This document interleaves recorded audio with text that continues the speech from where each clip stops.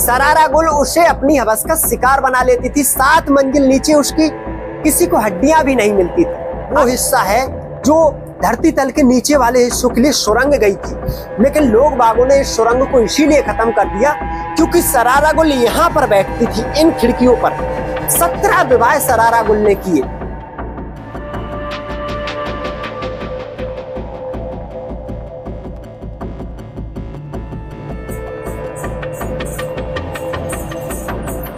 नमस्कार दोस्तों, स्वागत है आपके डीएस राधे सफर की एक और ऐतिहासिक सफर में। आज के सफर में हम आपको एक ऐसी रहस्यमय विरासत के पास लेकर आए हैं जो विरासत आज भी अपने आप में इतनी दहशत चारों तरफ फैलाए रखी है कि लोग इसका नाम सुनने से डर जाते हैं।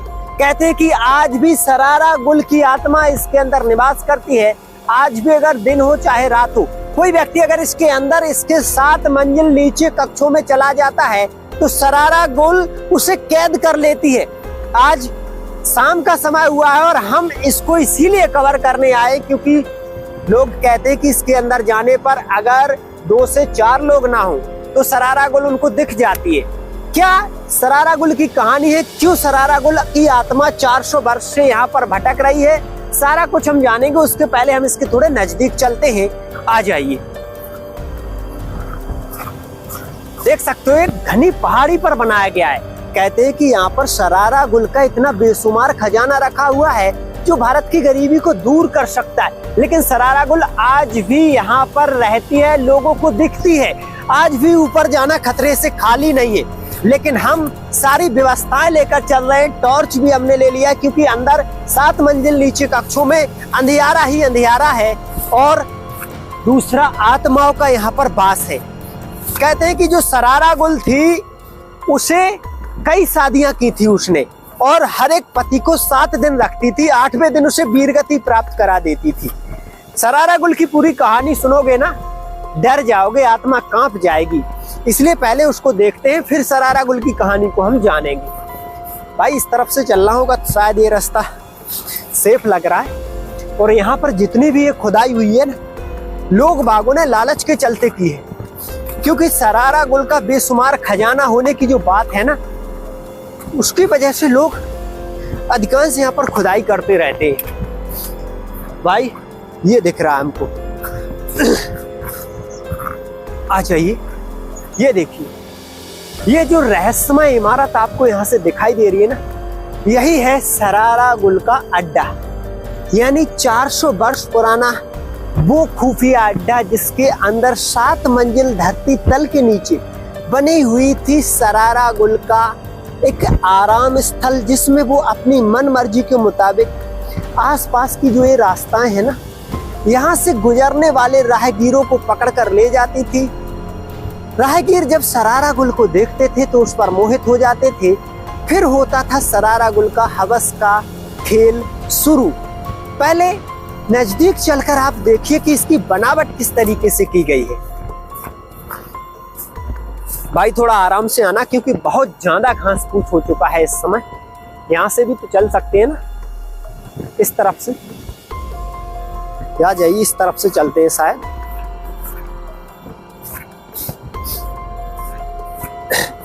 आ जाओ भाई। ये देखो, ये जो कक्ष दिख रहे हैं ना, ये जो खिड़कियां हैं, इसके ऊपर भी 2 मंजिल थे जो आज बिल्कुल टूट चुके हैं। तो सरारा गुल इन्हीं खिड़कियों में बैठकर, क्योंकि ये सबसे ऊंचाई वाली जगह पर बना हुआ है, सरारा गुल इन खिड़कियों में बैठकर नीचे की जो रास्ताएं हैं यहाँ पर गुजरने वाले लोगों पर नजर रखती थी। और जब लोग गुजरते थे और सरारा गुल को कोई ऐसा पुरुष जो जवान हो, हट्टा कट्टा हो, सरारा गुल को दिखता था तो वो उसे अपने पास बुलाती थी और सरारा गुल की खूबसूरती को देखकर वो उसका दीवाना हो जाया करता था। फिर यहाँ पर कुछ ऐसी बातचीत सरारा गुल के साथ हुआ करती थी जिस बातचीत के बाद लोग अपना होश खो बैठते थे। फिर क्या होता था वो जानकर तो पैरों तले जमीन खिसक जाएगी। भाई आ जाइए, रास्ता थोड़ा यहाँ पर मिलना मुश्किल लग रहा है, थोड़ा हमें संभल कर भी चलना होगा क्योंकि घास फूस बहुत ज्यादा है और धरती तल की नीचे कक्ष है, इसकी वजह से इसका रास्ता ऊपर से थोड़ा मुश्किल लगता है। आ जाइए भाई।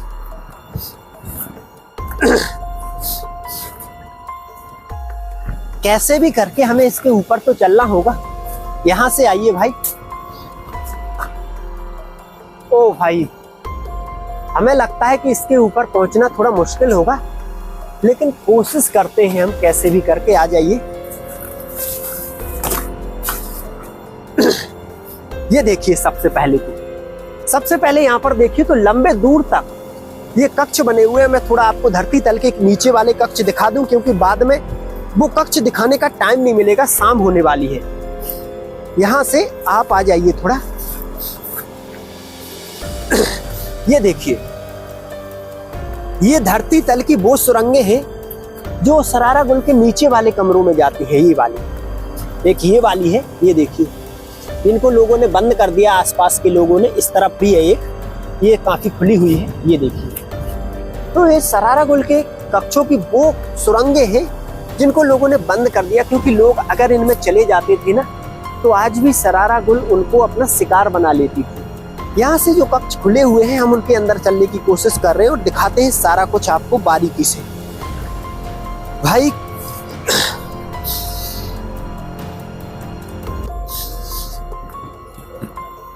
किले महल तो आपने कई देखे होंगे, लेकिन ऐसा रहस्यमय अड्डा जो लोगों को अपनी ओर आकर्षित करके शिकार बना लेता है, पहले आपने कहीं नहीं देखा होगा। आ जाइए भाई, थोड़ा मुश्किल होगा, लेकिन कैसे भी करके हमें यहाँ तक पहुंचना होगा। आ जाइए भाई, ये हमको दीजिए। और भाई देख सकते हो कितनी मुश्किल से हमें यहाँ पर आना पड़ रहा है। आ जाइए भाई, ये देखिए दोस्तों, देख सकते हो अभी हम यहाँ से कैसे भी करके जैसे यहाँ पर आए तो ये एक लंबा गड्ढा हमें देखने को मिला है। ये गड्ढा और आसपास में पूजा सामग्री, ये इस बात का सबूत है कि यहाँ पर समय समय पर धन की लालच में खुदाई हुई है, क्योंकि धरती तल के नीचे बना ये जो खंड है, ये जो किला है, ये अपने आप में रहस्यों से भरा हुआ है। कुछ आवाजें आ रही थी आसपास से, तो इसकी जो बनावट है 400 वर्ष पुरानी बनावट भी देख लीजिए आप। और अभी इस स्थान को देखते हुए जहां पर खजाने की खुदाई हुई, हम थोड़ा इस तरफ के लिए चलते हैं।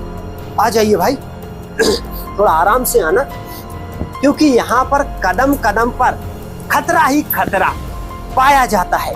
लोग आने से डरते हैं यहाँ पर। ये देखो, ये वो हिस्सा है जो धरती तल के नीचे वाले हिस्सों के लिए सुरंग गई थी, लेकिन लोग बागों ने इस सुरंग को इसीलिए खत्म कर दिया क्योंकि सरारा गुल यहाँ पर बैठती थी, इन खिड़कियों पर। इन खिड़कियों पर जब सरारा गुल बैठती थी, तो आ जाइए थोड़ा मैं यहाँ से आपको दिखाने की कोशिश करूंगा वो मंजर, ये वाला। यहाँ से जो राहगीर गुजरते थे, सरारा गुल उन्हें अपने पास बुलाती थी इशारों ही इशारों में। और जब वो लोग इशारों ही इशारों में सरारा गुल के पास आते थे, तो सरारा गुल उनसे कहती थी कि बताओ प्यासे हो क्या राहगीर। राहगीर जो होते थे सरारा गुल की खूबसूरती को देखकर कहते थे कि ऐ हुस्न की मलिका, हम तेरे इस हुस्न को देखकर दीवाने हो गए हैं, हम तेरे साथ शादी करना चाहते हैं। तो सरारा गुल कहती कि ठीक है, तुम अगर हमारे साथ शादी करना चाहते हो तो कर लो, लेकिन हमारी कुछ शर्तें, उन शर्तों को तुम्हें पूरा करना पड़ेगा। सरारा गुल उनको अपनी शर्तें बताती थी कि 7 दिन तक अगर कोई भी पुरुष उसे खुश कर सका, उसकी जो कुछ भी इच्छा हुई उनको पूरा कर सका, तो 8वें दिन वो उसे पति बना लेगी। लेकिन अगर उसकी इच्छाओं को किसी ने पूर्ण नहीं कर पाया, तो 8वें दिन वीरगति भी मिल सकती है। इंसान सरारा गुल की खूबसूरती को देखकर दीवाने थे, क्योंकि सरारा गुल थोड़ी बहुत नहीं, बहुत ज्यादा खूबसूरत थी, बहुत ज्यादा। और सरारा गुल की खूबसूरती को देख करके लोग इस सुरंग के माध्यम से धरती तल के 7 मंजिल नीचे पहुंच जाते थे। और 7 मंजिल नीचे सरारा गुल खाने पीने की सभी वस्तुओं को अपने पास रखती थी, अच्छा अच्छा भोजन करवाती थी।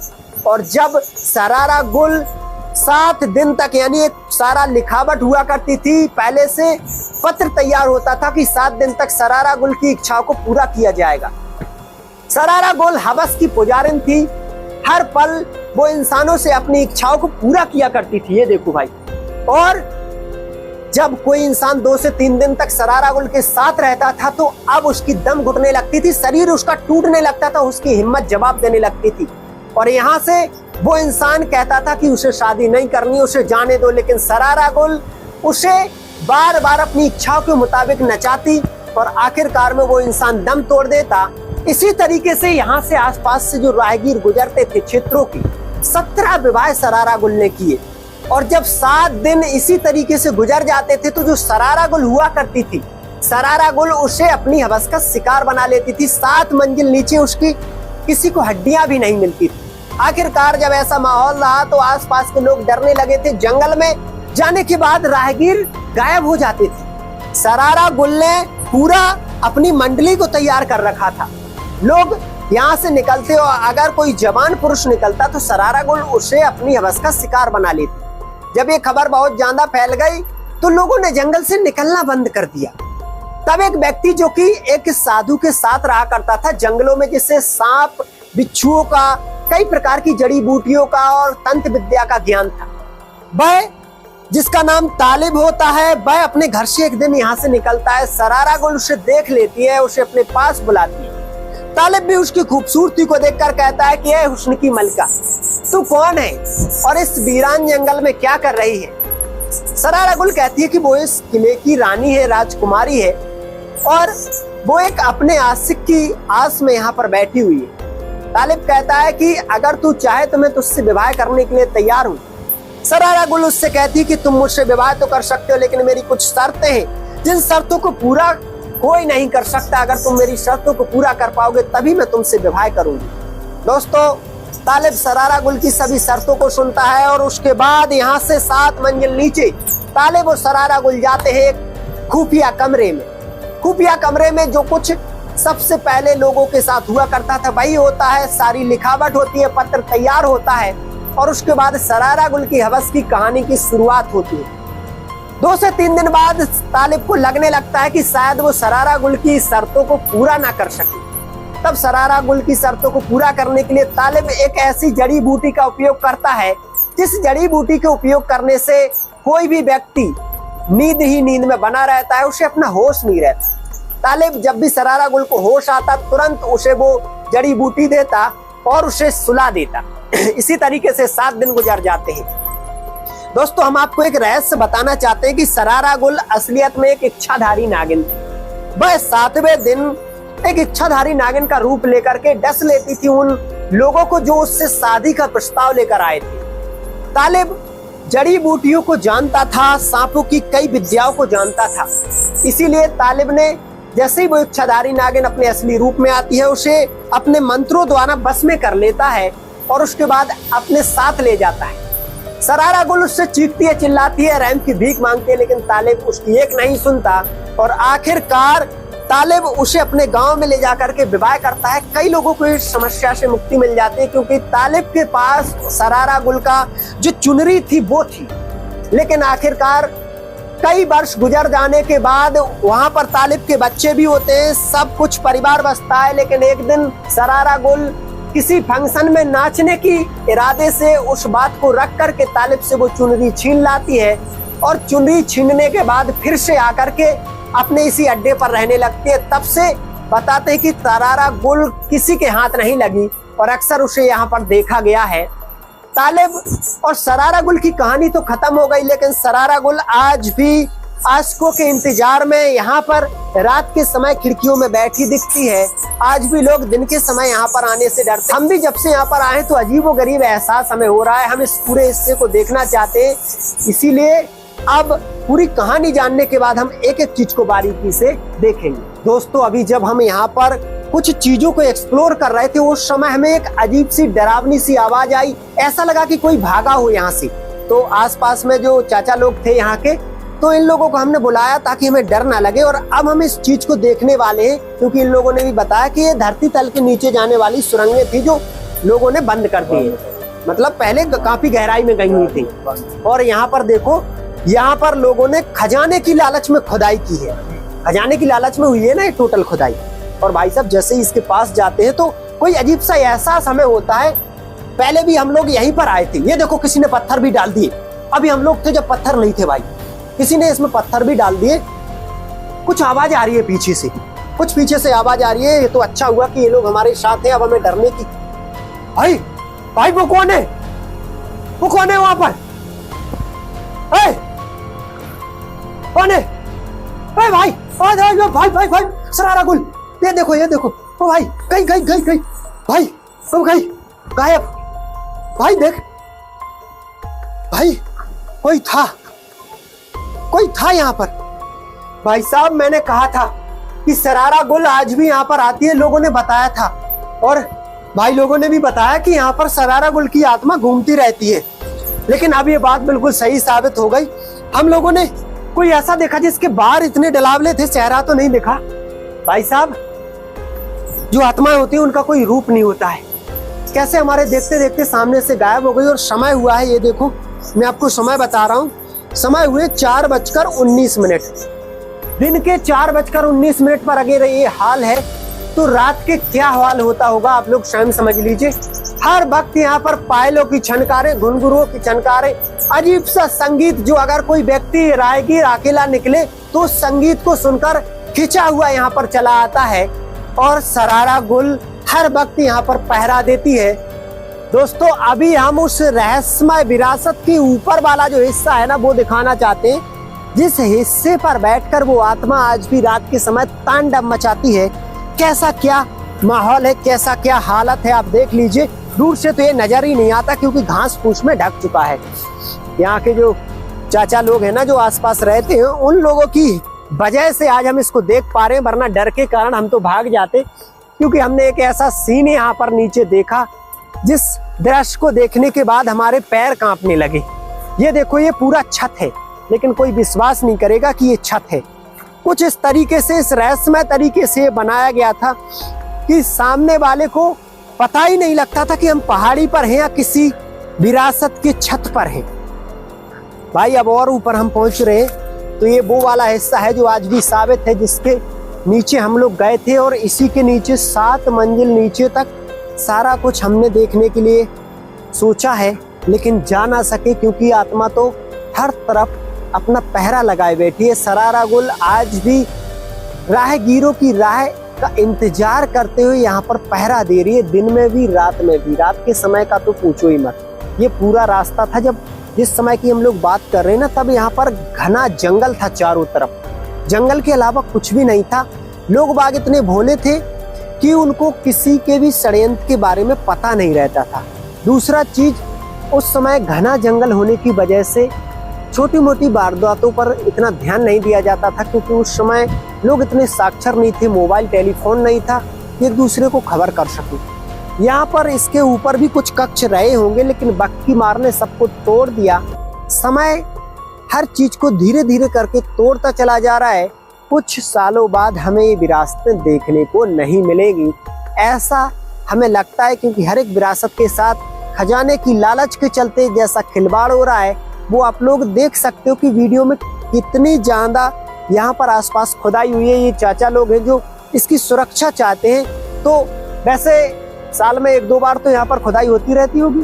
कोई भी लालची आदमी आएगा, खोद देता है। मतलब किसी को कुछ मिला भी, कुछ मिलता भी नहीं है, वो खोद देते हैं।